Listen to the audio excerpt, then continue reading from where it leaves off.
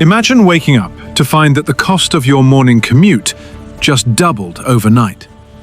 For most of us, geopolitics feels like something that happens in distant boardrooms or on news tickers. But on February 28th, 2026, the world changed in a way that will eventually reach every single one of our wallets. Following direct strikes on Iranian Revolutionary Guard bases and nuclear sites, the conflict has shifted from shadow games to a direct state-on-state confrontation. And at the center of it all is a narrow strip of water known as the Jugular of the global economy. 21 miles. That's about the length of a long marathon. But through this tiny gap, 20 to 25% of the world's oil consumption flows every single day. If this artery closes, the global economy doesn't just slow down, it goes into cardiac arrest. Iran's strategy here isn't about winning a traditional naval battle. It's about maximum disruption. They use what experts call asymmetric denial. Swarms of fast attack drones, hard-to-detect sea mines, and coastal missiles hidden in the cliffs. They don't need to defeat a navy, they just need to close the door to commercial traffic. Right now, that door is swinging shut. This isn't a potential threat. The freeze has already begun. Massive vessels like the Eagle Veracruz, carrying 2 million barrels of crude, are currently halted in alert red status. Think about the sailors on those ships, sitting in the Gulf of Oman, waiting to see if they'll become targets. Even the Qatar LNG fleet, which provides the fuel for much of the world's electricity, has paused its voyages. You might think we have a plan B. We have pipelines, right? But analysts call this the bypass illusion.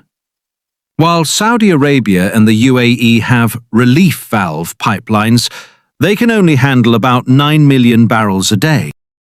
If the strait is fully blocked, 11 million barrels per day are simply stranded.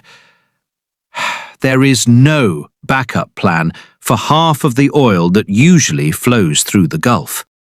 This hits one country harder than almost any other: India. As the world's third largest consumer of oil, India has a staggering 88% import dependency.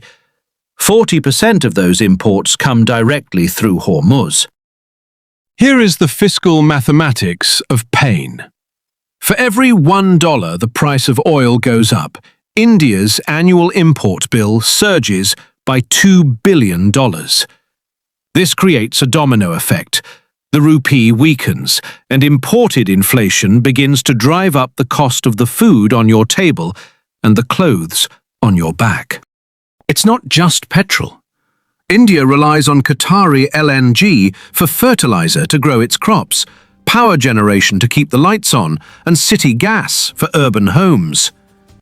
When Hormuz closes, the ripple effect ends at your wallet. We're looking at scenarios where oil could hit a historic spike of over $130 per barrel if a total war breaks out. But the human cost goes deeper. If the regional situation collapses, we aren't just looking at high prices. We're looking at a refugee crisis involving 80 to 90 million people and a state of chronic volatility where energy insecurity becomes a permanent way of life rather than a temporary crisis. Energy security is national security. The Strait of Hormuz remains the single greatest point of failure for our modern way of life. Even if the waters stay open, the risk premium we pay for oil is likely here to stay. The ripple effect has already begun. The only question now is, how far will that wave travel before it reaches you?